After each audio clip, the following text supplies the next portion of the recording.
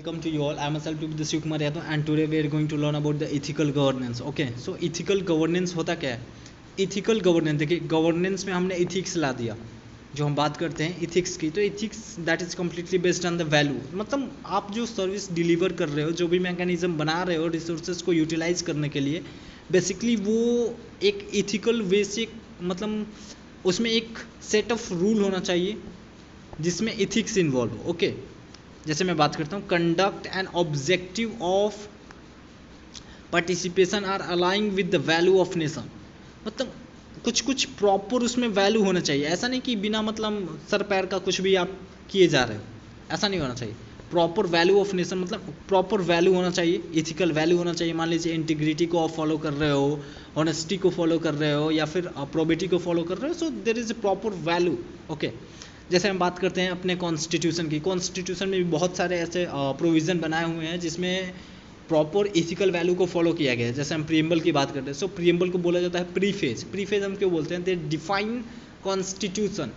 ये initial phase होता है जो बताता है कि कॉन्स्टिट्यूशन अपना पावर कहाँ से लेता है, सिटीजन से लेता है. अच्छा, और भी बहुत सारी चीज़ें बताता है कि प्रॉपर मोटो क्या हो, कॉन्स्टिट्यूशन का मोटो क्या है, कॉन्स्टिट्यूशन में क्या क्या टर्म, जैसे फ्रैटर्निटी के बारे में आप सोचते हैं, भाईचारा को बढ़ावा देना, इंटीग्रिटी को बढ़ावा देना, सॉवरेनिटी को मेंटेन करना.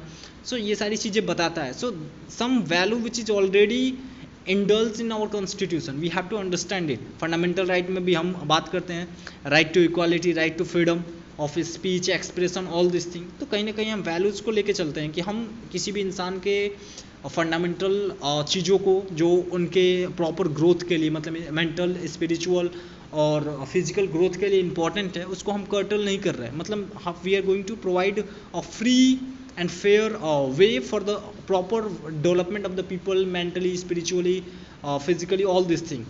तो हम कुछ वैल्यू को फॉलो कर रहे हैं, ठीक है. तो जब भी गवर्नेंस में इथिकल वैल्यू इन्वॉल्व हो जाती है, that is going to be ethical governance. अच्छा, नेक्स्ट क्या है? डीपीएसपी में भी बात करते हैं. डीपीएसपी में क्या बात करते हैं? इन्वायरमेंट के बारे में बात करते हैं कि we should have to protect it. अच्छा, नेक्स्ट इंडियन वैल्यू, इनके बारे में पढ़ लिए. But adopting this value is not easy. देखिए, इतना आसान नहीं होता है भाई साहब. ऐसा नहीं कि मैं बोल दिया आप इथिकल हो गए. जो भी सर्विस डिलीवरी हो रही है वो इथिकल वे में डिलीवर हो, ऐसा मतलब बोलने से नहीं होता है. That is going to be a master by the like introspections, like understanding the process, understanding the mechanism. That is also well defined by the set of the rules. Ethical code of conduct must be implemented.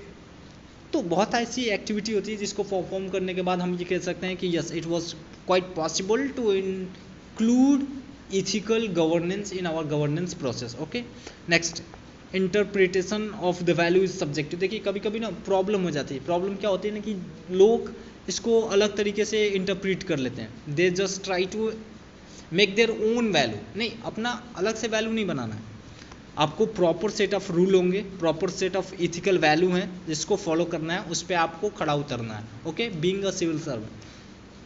So you should have to just interpret value as in a subjective way, not as an object. Okay, and the next topic we will learn about the value enshrined in our constitution. कौन कौन से value हैं जो अपने constitution में हैं, जैसे socialism, secularism, democracy, justice, liberty and freedom. All this thing we will learn in the next chapter, next video. Okay, so this is all about. Thank you.